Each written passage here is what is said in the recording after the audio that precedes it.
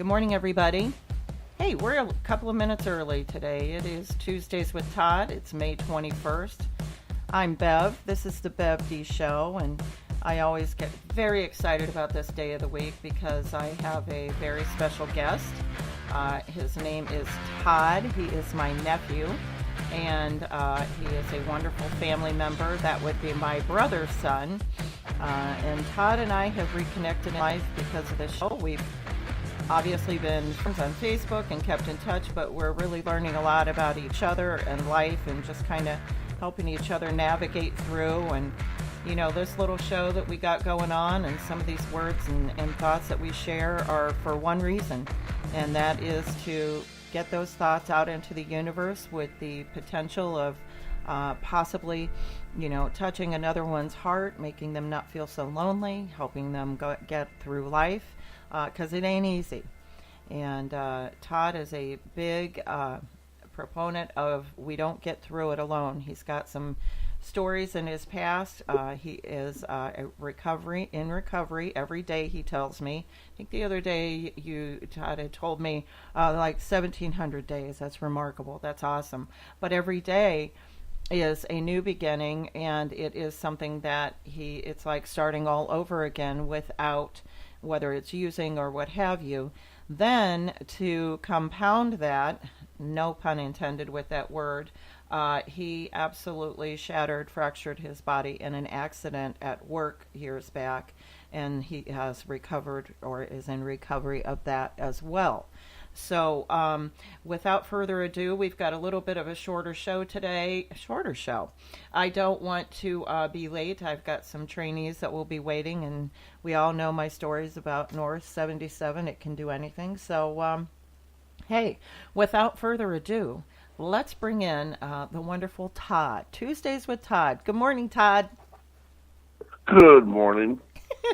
Thank you so much for being here. I really look forward to this. That's so selfish, but I really do. It's like I get to talk to Todd. So do I. I've been waiting all week to go, hey, a horse walks into a bar. You know.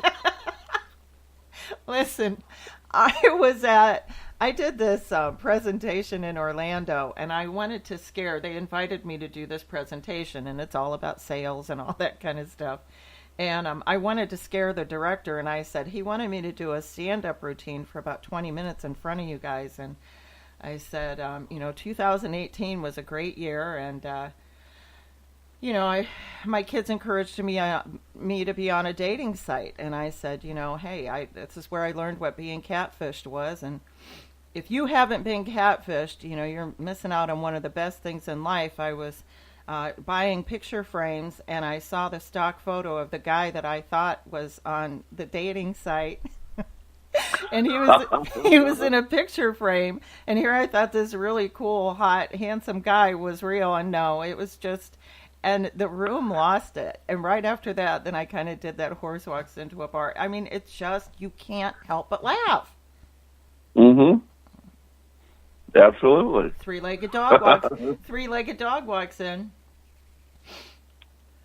Says, I'm looking for the guy who shot my paw. I've been listening to that my entire life. So thank you for starting off the day with a laugh. But hey, Todd, I know that you are no stranger to, I don't know why this came upon my heart this morning, but talking about I know that you work with these folks with Hope United, and I want you to share a little bit about who they are. But I don't know, for some reason this morning, just the simple conversation about letting go and the process. And even though we choose to let go, move forward, move on, there's just nothing like hanging on. You can't forget, because those sad or sorrowful things happen, but we do have to move forward. And I just wanted you to share with me a little bit about your process, as well as how you have watched this other couple with their loss. So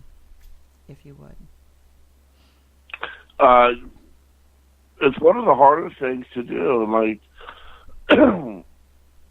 it sounds so easy to let go. And one of the things that we have is let go, let God. and people get weirded out by that word also. And you had spoke about your daughters even in the sense of the God word. I go with good orderly direction. And but a letting go process for me was very, very hard. I had a hard time letting go of things that had happened and occurred in my life because I didn't want to point the finger or look at myself in that manner. I didn't want to see my part in things to why the situation may or may not have happened to me. And I don't mean to sound confusing, but in a lot of things that happen or go on in our lives, we play a part in, no matter what, good or bad. Yep. And the letting go process of a lot of it is forgiving yourself, being able to forgive yourself, if you're able to see that part in it. And like I said before, being able to forgive others for apologies you're never going to get. Mm-hmm. And one of the biggest things in my part of my recovery process, and I can't reiterate this enough, this is my story. This is how I get better and I stay better every day because of the programs I'm involved in. One of the biggest things is making amends to where I was wrong. And a big part of that is it's cleaning my side of the street, if you will. And I like sometimes people aren't accepting of an apology. It happens. But I try to right where I did wrong, and not even necessarily right that wrong, but acknowledge it, make it aware of the fact that I'm an ass sometimes. Yep. And I'm not agreeing to that. I cannot. That was the biggest step, if I can interject here. That was the biggest step to my recovery. And my recovery isn't quite like yours. Mine is a constant battle that I have every single day, that I do it's almost like my addiction to blame, shame, guilt. And the first thing I was doing that was wrong was not saying, okay, let's just fix you first, Bev. Let's just work on this. Like you said, clean up your side of the street. Let's work on this internally and see what happens after you're better. Before you can victimize and feel the victim or this happened because of this, look at what you did to cause this problem. And the biggest deal about that, it's done, it's over, forgive. Why are you forgiving all these other people and you're not forgiving you? Mm-hmm. It's one of the first amends I had to make was to myself. But in follow-up, which this is a great, fantastic topic, and I don't know if you did it on purpose, but it's amazing what you did because it's kind of a follow-up to yesterday about not giving up, not quitting. Because if a lot of people would have gave up and quit, I might not be sitting here talking to you on the phone because they have inspired me to get where I'm at today. And one of the biggest ones that you would like to talk about was Hope United. Hope United is a nonprofit organization that helps spread awareness and is just out there helping people with all paths of types of addiction. The reason they got started, and God made us cross paths for one reason or another. Their son, Tyler, had passed away September 28th of 2014. I had gotten sober September 10th of 2014, but I didn't know him. And I was in treatment, actually, at the time that this was going on. In November of that same year, we weren't allowed to have television or nothing like that. They kind of shut you off from the outside world, but we could read the newspaper.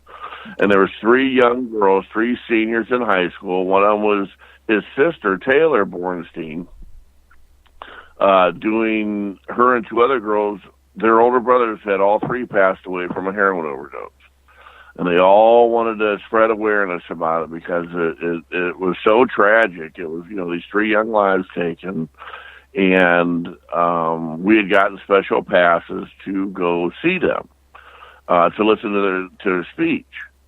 And this is one part of the thing that helped me let go of the avenue of where I was at in my mind at that time. I assumed that I had nobody left in my life as far as family because I had burned all them bridges of what I'd become. I had shamed myself into this dark hole of that nobody loved me no more because I had become an alcoholic addict. And I was looking for a glimmer of hope, and this was the start of it. Well, during this process, these three girls are going around speaking at schools and what have you, and they spoke at Lake High School one night, and there was over 1,000 people there, and it just shows you the type of denial that people like to put themselves in instead of opening up, instead of letting go of certain, how do I want to put this, personality traits or what the public would view you as. Right. Because when her brother was battling addiction, they didn't want the public knowing that they had a son, addicted to heroin, pain pills, opiates, which is a huge problem.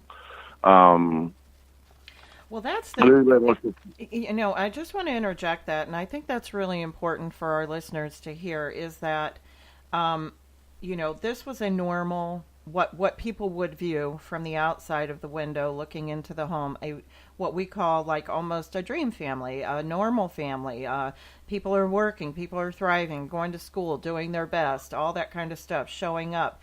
And I think it's interesting that you said the first thing that we want to do when something like that happens is pull the blinds and make it our problem. And I will never forget, Todd, and I say this often on my show and when you're on or off the show, when you said that one day about when you talk about a problem, you've instantly cut it in half. I was harboring all of that. I was keeping all that inside. Who would want to talk to me? I'm this. Just beating myself up inside. And it wasn't until I started talking to my friends about it and just going, who the hell cares? People are making up and thinking thoughts about me anyways. Why not share the truth? And so I started telling my story. And as soon as I did that, it started freeing up or mixing up all of this real estate in my heart to where people were giving me back love, going, Bev, I get a story too. Don't do that to yourself. This guy or this person or whatever. And so with this addiction thing, especially because it's our children, people want to close it up. And I think that it's interesting that one of the things that you're saying that these girls were doing is opening up the drapes, opening up the blinds, letting everybody see in to save maybe the next kid. Oh yeah, that this Leave It to Beaver type family setting wasn't perfect. That there was a crack in the glass, if you will. Yep. They went around and did this, and the shocking part was, at the end of their story, they said, is anybody in this building, I'm talking, there's 1,000 people there, at least, anybody in this building directly affected by drugs and alcohol? And I bet you, Aunt Bev, maybe at best, a 16th of the people stood up. Yeah.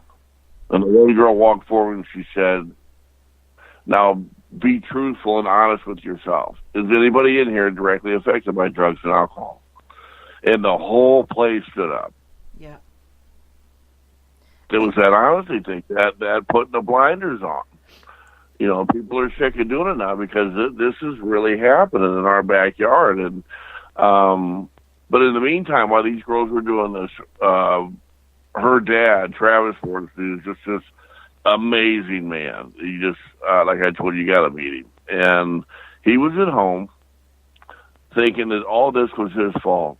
What did he do wrong in raising his son that this became a part of, and he felt like a moral failure, that this whole tragedy was due to the way he raised him.